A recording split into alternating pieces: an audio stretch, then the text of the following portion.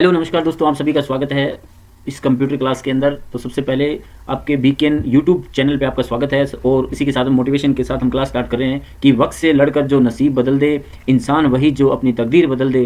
कल क्या होगा कभी मत सोचो, क्या पता कल वक्त खुद अपनी तस्वीर बदल दे। तो बहुत बहुत धन्यवाद, आप सभी का स्वागत है। इसी के साथ में हम क्लास स्टार्ट कर रहे हैं। तो देखिएगा, कंप्यूटर किसे कहते हैं ये मैंने आपको बहुत बार पहले बता चुका हूँ कि कंप्यूटर एक इलेक्ट्रॉनिक डिवाइसेस है जो अपने डेटा को अच्छे से व्यवस्थित करती है और उसका रिजल्ट बहुत अच्छे से निकालती है। और कंप्यूटर के एक एक शब्द का अलग अलग प्रयोग होता है, ये भी आपको मैंने इस वीडियो के अंदर बताया है। तो सबसे पहले कंप्यूटर के अंदर जो सी आता है वो कॉमनली आता है, और ओ का मतलब होता है ऑपरेट करना, किसी चीज़ को ऑपरेट करना, और एम का मतलब होता है मशीन, कंप्यूटर एक मशीन है। और प्रैक्टिकली जो मतलब पी का अर्थ होता है, और यू का जो होता है वो यूज टू, और टी का मतलब होता है टेक्निकल, और ई का मतलब होता है एजुकेशनल एंड, और आर का मतलब होता है जो रिसर्च करते हैं वो इसके अंदर माना गया है। तो ये सारा मिला के कंप्यूटर का एक एक शब्द मैंने आपको इस वीडियो के अंदर बताया है। इसी के साथ में आपको मैं ये भी बताने जा रहा हूँ कि टाइप ऑफ कंप्यूटर, कंप्यूटर कितने प्रकार के होते हैं। तो there are two types of computer, computer दो प्रकार के होते हैं, एक तो वर्किंग ऑफ कंप्यूटर और एक साइज ऑफ कंप्यूटर। यानी एक तो कार्य पद्धति के अनुसार कंप्यूटर कितने भागों में बांटा गया है, और एक साइज के अनुसार कंप्यूटर कितने भागों में बांटा गया है। तो सबसे पहले जो आप हम पढ़ने जा रहे हैं वर्किंग ऑफ कंप्यूटर। वर्किंग के अनुसार से कंप्यूटर तीन भागों में बांटा गया है। सबसे पहला जो आता है वो आता है एनालॉग कंप्यूटर, फिर डिजिटल कंप्यूटर और फिर हाइब्रिड कंप्यूटर। दोस्तों सबसे पहले जो टॉपिक आता है वो आता है एनालॉग कंप्यूटर। एनालॉग कंप्यूटर क्या है, देखिएगा दोस्तों, ये नजर आ रहा है आपका, इसकी तस्वीर भी मैंने आप वीडियो के अंदर बताई है। ये जो सामने नजर आ रहा है इसको हम एनालॉग कंप्यूटर कहते हैं। और इसका यूज क्या होता है वो देखिएगा। भौतिक मात्राओं को जैसे दाब, प्रेशर, तापमान, इकाई, पारे इत्यादि को मापने के लिए और अंकों में प्रस्तुत करने वाला जो कंप्यूटर होता है वो एनालॉग कंप्यूटर होता है, ठीक है ना। और ये अंकों को प्रस्तुत करता है और ये विज्ञान और इंजीनियरिंग क्षेत्र में सबसे ज्यादा यूज होता है। ध्यान रखना दोस्तों, इसका जो यूज होता है गाड़ी के अंदर जो स्पीडोमीटर है तो उसका यूज इसमें होता है, और भूकंप में जो मापने जो यंत्र होता है उसमें भी इसका यूज किया जाता है। तो कहने का अर्थ है कि जो तापमान को यानी टेम्परेचर को मापने का जो काम करता है वो सारा जो है आपका वो होता है आपका एनालॉग कंप्यूटर का काम होता है। ध्यान रखना है आप लोगों को, ठीक है ना। और दूसरा आता है आपके डिजिटल कंप्यूटर। हम लोग जो यूज कर रहे हैं वो सारे डिजिटल कंप्यूटर होते हैं। तो देखिएगा, जो अंकों की गणना करने के लिए जो यूज किया जाता है वो डिजिटल कंप्यूटर होता है। आधुनिक युग में इसका अधिकतर डिजिटल कंप्यूटर के श्रेणी में माना जाता है। और इनपुट के लिए जो 0 और 1 पे कार्य करता है। दोस्तों हम लोग जो यूज करते हैं जितने भी कंप्यूटर है वो सारे डिजिटल कंप्यूटर के अंदर ही माने जाते हैं, ठीक है ना। और वो सारे 0 और 1 पे कार्य करते हैं, जिसको हम बाइनरी नंबर सिस्टम के नाम से जानते हैं। और उसका एग्जांपल आपको मैंने बताया डेस्कटॉप और लैपटॉप। हम लोग जो यूज करते हैं ज्यादातर डेस्कटॉप यूज करते हैं या लैपटॉप यूज करते हैं, दोनों में से एक यूज करते हैं। तो वो जो श्रेणी में आते हैं वो डिजिटल कंप्यूटर में आते हैं, ठीक है ना। जो अंकों के आधार पर जो कार्य करता है वो डिजिटल कंप्यूटर, और जो तापमान और दाब उस पर काम करता है वो एनालॉग कंप्यूटर। उसके बाद में नेक्स्ट कंप्यूटर आपके सामने आता है हाइब्रिड कंप्यूटर। दोस्तों मैंने इसका आपको चित्र में भी बताया है कि एनालॉग कंप्यूटर तो ये आता है जी, ठीक है ना, और दूसरा आता है डिजिटल कंप्यूटर। इन दोनों को अगर हम प्लस कर दिया जाए तो वो जो कंप्यूटर बन जाता है वो हाइब्रिड कंप्यूटर बन जाता है। ये नहीं आपको लैपटॉप बन जाता है। आपको दो कंप्यूटर को एक साथ जोड़ने के लिए जो डिवाइस का यूज करते हैं वो हाइब्रिड ही डिवाइस कहलाती है। हाइब्रिड आप लोग बीज भी जानते हो, जैसे खेतों के अंदर 2 बीज एक साथ डालते हैं वो हाइब्रिड में ही आता है। तो हाइब्रिड कंप्यूटर उन कंप्यूटर को कहा जाता है जो एनालॉग कंप्यूटर और डिजिटल कंप्यूटर के दोनों के गुण एक साथ में पाए जाते हैं। यानी एनालॉग और डिजिटल को मिश्रित रूप से जो पाए जाते हैं वो हाइब्रिड कंप्यूटर कहलाते हैं, ठीक है ना। और इसके अंदर ज्यादातर यूज मेडिकल में जिसका यूज होता है। मेडिकल के अंदर आप जैसे ईसीजी कराते हो, डायलिसिस कराते हो, या आप ब्लड प्रेशर यूज करते हो, ठीक है ना। तो उसका तापमान यूज करता है लेकिन वो अंकों के रूप में दिखाता है, ठीक है ना। तो दोनों कंप्यूटर होगा, तापमान वाला तो एनालॉग कंप्यूटर हो गया और उसको अंक के रूप में डिजिटल के रूप में दिखाता है। तो डिजिटल कंप्यूटर, इन दोनों का जो कंप्यूटर जो गुण पाया गया है वो हाइब्रिड कंप्यूटर के अंदर मान लिया गया है। तो दोस्तों आई होप कि आपको अच्छे से समझ में आया होगा। एनालॉग कंप्यूटर जो अंकों के आधार पर जो तापमान दाब उस पर काम करता है, और डिजिटल कंप्यूटर वो होता है जो 0 और 1 पे कार्य करता है, और इन दोनों को प्लस कर दिया जाए तो हाइब्रिड कंप्यूटर कहलाता है। ये तो मैंने आपको कौन सा कंप्यूटर बताया था, वर्किंग ऑफ कंप्यूटर यानी कार्य पद्धति के अनुसार बताया था।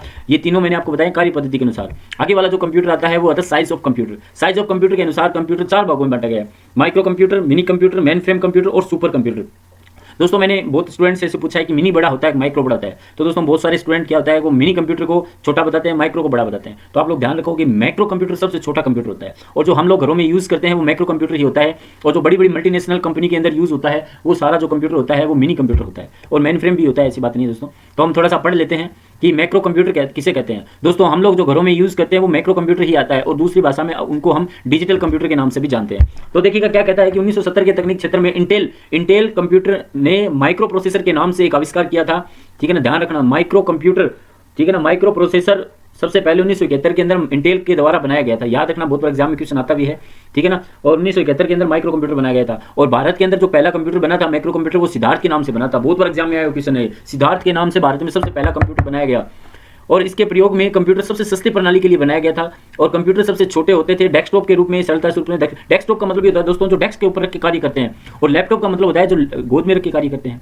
ओके, यही होता है, ठीक है ना। आधुनिक युग में इसको माइक्रो कंप्यूटर जैसे फोन के आकार का, पुस्तक के आकार का, घड़ी के आकार का, ये सारे उपलब्ध है। आजकल तो दोस्तों देखो कितने कितने छोटे छोटे मोबाइल होने लगे, घड़ियों में भी आजकल कंप्यूटर यूज होने लगे। तो आजकल जमाना बदल चुका है, लेकिन ये 1971 की बात है दोस्तों। 1 लाख की जो इसके अंदर जब कैलकुलेशन कर सकते हैं प्रति सेकंड के अनुसार से, ठीक है ना। इसका प्रयोग मुख्यतः व्यवसाय और चिकित्सा क्षेत्र में यूज किया जाता। उस समय जो है वो बिजनेस और मेडिकल में यूज होता था, आजकल सभी जगह इनका यूज होने लग गया और उसको हम पीसी के रूप में जानते हैं। आप लोग दोस्तों जानते होंगे पीसी किसे कहते हैं। पीसी यानी पर्सनल कंप्यूटर। बहुत बार एग्जाम में आता है कि पीसी का पूरा नाम क्या होता है, तो आप लोग सब जानते हो कि पीसी का जो पूरा नाम होता है वो पर्सनल कंप्यूटर होता है और इस कंप्यूटर को हम मैक्रो कंप्यूटर के नाम से भी जानते हैं और 1971 में इसकी शुरुआत हुई थी, ये भी आपको याद रखना है। और सबसे पहला जो माइक्रो कंप्यूटर है वो इंटेल 4004 के रूप में बनाया गया, याद रखना, बहुत बार एग्जाम में आया हुआ है। इंटेल 4004 जो है वो कब बनाया गया था, 1971 के अंदर बनाया गया था। और ये जो बनाया गया था माइक्रो कंप्यूटर सिद्धार्थ जो है वो भारत के अंदर BARC Bhabha atomic research centre जो पुणे ट्राम्बे के अंदर है, पुणे महाराष्ट्र के अंदर है, ट्राम्बे एक एरिया है, वहां से BARC भारत जो है भाभा एटॉमिक रिसर्च सेंटर, वहां से ये सिद्धार्थ नाम से कंप्यूटर भी बनाया गया है। तो मैंने आपको इस चीज के बारे में माइक्रो कंप्यूटर के बारे में बताया है।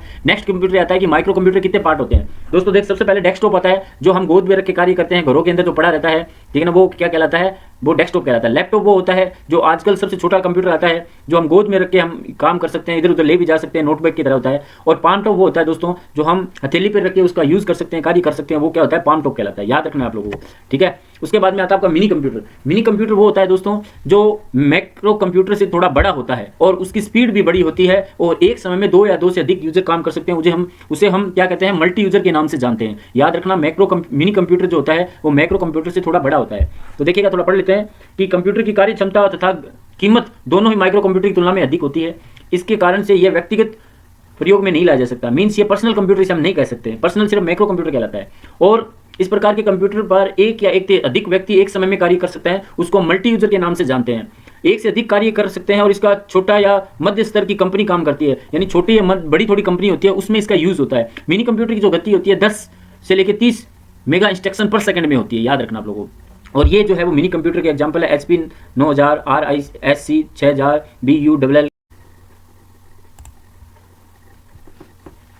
दोस्तों मेन फ्रेम कंप्यूटर आता है, वो दुनिया का सबसे पावरफुल कंप्यूटर है, लेकिन उसमें डेटा को स्टोरेज कर अगर बात करें तो मेन फ्रेम कंप्यूटर आता है। अगर मान लीजिए मैं स्पीड की बात करूं तो सुपर कंप्यूटर आता है। तो ध्यान दीजिएगा, ये दोनों ही अपने आप में पावरफुल है, हम ये नहीं कह सकते ये ज़्यादा पावरफुल है वो ज़्यादा पावरफुल है। और मेन फ्रेम का जो यूज़ होता है मोस्टली बैंक के अंदर यूज़ होता है और सुपर कंप्यूटर का जो यूज़ होता है मोस्टली अंतरिक्ष के अंदर और वैज्ञानिक शोध के अंदर इसका यूज़ किया जाता है, याद रखना। बहुत इंपॉर्टेंट कंप्यूटर है ये। और अब इसके बारे में थोड़ा पढ़ लेते हैं कि आकार में अधिक होते हैं और इसकी जो कीमत है होती है वो मैक्रो और मिनी कंप्यूटर दोनों से अधिक होती है। और बड़ी बड़ी कंपनी के अंदर, बैंक के अंदर, सरकारी विभागों के अंदर, इन सभी के रूप में इसके अंदर यूज किया जाता है। मेन फ्रेम कंप्यूटर को एक्सेस करने के लिए कई नोड पर बनाए जाते हैं दोस्तों। इसके अंदर है ना कई एक साथ जो है यूजर काम कर सकते हैं, जिसको मल्टी यूजर के नाम से जानते हैं। कई प्रोसेसर लगे होते हैं जिसको मल्टी प्रोसेसर के नाम से भी जानते हैं, याद रखना है। और इसका जो यूज होता है मोस्टली जो होता है वो बैंकिंग क्षेत्र के अंदर सबसे ज्यादा यूज होता है, ठीक है ना। और क्योंकि इसमें डेटा बहुत ज्यादा एक साथ स्टोरेज किए जा सकते हैं, इसलिए इसे मेन फ्रेम कंप्यूटर के नाम से जानते हैं। दुनिया का सबसे पावरफुल, लेकिन डेटा स्टोरेज की तुलना के अंदर बात करेंगे, ठीक है ना। और सबसे पहले क्रे 1 आता है, फिर CDC, साइबर आता है, IBM दोस्तों बहुत बार एग्जाम में आए हुए कि IBM का पूरा नाम क्या होता है। IBM का मीन्स होता है इंटरनेशनल बिजनेस मशीन होता है, याद रखना है। और मैंने आपको कल के बारे में बताया था, डॉक्टर हेमंत होलेरिथ के द्वारा बनाई गई थी और आप लोग मेरे पीछे वाली वीडियो देखते रहे, उसमें मैंने बहुत सी चीजें बताई है, ठीक है ना। और ज्यादा से ज्यादा सब्सक्राइब जरूर कर दीजिएगा, आपका सब्सक्राइब करना ही हमारे मेहनत का फल होता है दोस्तों। तो आप लोग सब्सक्राइब करते रहें चैनल को और जितने भी आपके सोशल मीडिया उस पर डालते रहें। बस आपसे बस इतना ही हमारा एक अनुरोध है कि जितने भी मल्टीमीडिया जो आपके पास रखते हैं, फेसबुक, इंस्टाग्राम, टेलीग्राम, तो उन सब में आप ये लिंक डालते रहें, ठीक है। उसके बाद में हम जो बात करने जा रहे हैं वो सुपर कंप्यूटर की बात करने। दोस्तों दुनिया का सबसे पावरफुल कंप्यूटर होता है वो होता है सुपर कंप्यूटर होता है। सुपर कंप्यूटर से बड़ा कोई भी कंप्यूटर नहीं होता है, लेकिन दोस्तों हम आपको बता दें कि सुपर कंप्यूटर जो होता है वो स्पीड की तुलना की बात करें तो सबसे पावरफुल कंप्यूटर होता है, सबसे फास्टेस्ट कंप्यूटर होता है सुपर कंप्यूटर। और ये सबसे ज़्यादा डेटा स्टोरेज के मामले में नहीं है, स्पीड के मामले में ये। और सबसे विश्व का सबसे पहला जो सुपर कंप्यूटर होता है CDC 6600 है, लेकिन दोस्तों वो सफल नहीं हुआ। 1964 में बनाया गया था, कंट्रोल डेटा कॉर्पोरेशन कंपनी के द्वारा बनाया गया था, लेकिन दोस्तों ये सफल नहीं हुआ, इसलिए इनका नाम नहीं आया। उसके बाद में एक दूसरी कंपनी आई भारत विश्व के अंदर, जो उसका नाम था क्रे रिसर्च कंपनी। 1966 के अंदर 76 के अंदर ये बनाया गया था, जिसका नाम था क्रे 1। क्रे 1 के नाम से भारत विश्व का सबसे पहला सुपर कंप्यूटर बनाया गया था। ये भी बहुत बार एग्जाम में आया वो क्वेश्चन है दोस्तों। और इसकी जो स्पीड जो होती है दोस्तों वो फ्लप्स में मापी जाती है, ये एग्जाम में आया क्वेश्चन होता है FLOPS, फ्लॉप्स यानी फ्लोटिंग पॉइंट ऑपरेशन पर सेकंड के अंदर इसकी स्पीड मापी जाती है, याद रखना आप लोगों को। और विश्व का सबसे पहला जो सुपर कंप्यूटर 1976 में क्रे 1 के नाम से बनाया गया है। और भारत के अंदर सबसे पहला जो सुपर कंप्यूटर है ना दोस्तों वो परम के नाम से बनाया गया है। और परम किसने बनाया था? CDEC कंपनी ने बनाया था, जिसका पूरा नाम होता है centre for development advance computing. और पुणे महाराष्ट्र के अंदर दोस्तों इसकी जो है वो ऑफिस है, ये भी आपको याद रखना। और भारत का सबसे पहला जो परम 10,000 जो है वो कंप्यूटर का नाम नाम दिया गया था। और इस सुपर कंप्यूटर का प्रयोग क्या होता है दोस्तों? इस सुपर कंप्यूटर का जो प्रयोग होता है दोस्तों, वो होता है अंतरिक्ष के क्षेत्र में वैज्ञानिक के अंदर, शोध केंद्र में यूज होता है, ठीक है ना, प्रयोगशाला में इसका यूज होता है। ये सारा जो यूज होता है वो क्या होता है? सुपर कंप्यूटर का यूज होता है, याद रखना आप लोगों को। दूसरा, IBM ने बहुत सारे सुपर कंप्यूटर बनाए हैं, ठीक है ना। IBM का पूरा नाम मैंने आपको बताया, इंटरनेशनल बिजनेस मशीन। और ये जो है IBM के द्वारा भी कई कंप्यूटर बनाए गए थे, जो वो हम आगे की क्लास वीडियो में पढ़ेंगे। देखो सुपर कंप्यूटर क्या होता है? सुपर कंप्यूटर एक ऐसा कंप्यूटर होता है जिसका कार्य क्षमता है वो बहुत ही अधिक होती है आम कंप्यूटर की तुलना में। और ये सुपर कंप्यूटर का इस्तेमाल जो है उच्च प्रदर्शन, वैज्ञानिक शोध केंद्र, अंतरिक्ष और इंजीनियरिंग क्षेत्र में, इन सभी में सुपर कंप्यूटर का प्रयोग किया जाता है दोस्तों। अब आपके मैंने बताया है कि सुपर कंप्यूटर इनमें कौन कौन से आए हैं अभी तक। तो भारत का, विश्व का, और भारत के कौन कौन से कंप्यूटर है? दुनिया के सुपर कंप्यूटर कौन से? फुकागो। जापान के दोस्तों सनवे, ठीक है ना, टेललाइट और समेत और एरियर, ये सारे जो है वो सुपर कंप्यूटर है। भारत का जो है वो ध्यान रखना, बहुत बार एग्जाम में आता है भारत के इनमें से कौन कौन से सुपर कंप्यूटर नहीं है। तो अगर आपको नहीं पता होगा तो आप आंसर नहीं लगा सकते। तो सबसे पहला जो आता है वो परम आता है, फिर सिद्धि आता है, फिर AI आता है, प्रत्युष और मिहिर आता है। ध्यान रखना, प्रत्युष जो होता है वो अंतरिक्ष के क्षेत्र में आता है काम, और भविष्यवाणी के लिए जो आता है मिहिर आता है। और इसमें करोड़ों और अरबों की तुलना जो कैलकुलेशन कर सकते हैं, और इसके पैसे भी बहुत करोड़ों रुपए में लगते हैं। और भारत का सबसे पहला जो सुपर कंप्यूटर आता है वो परम 8000 आता है। दुनिया का पहला सुपर कंप्यूटर जो है वो इलियॉक 4 है।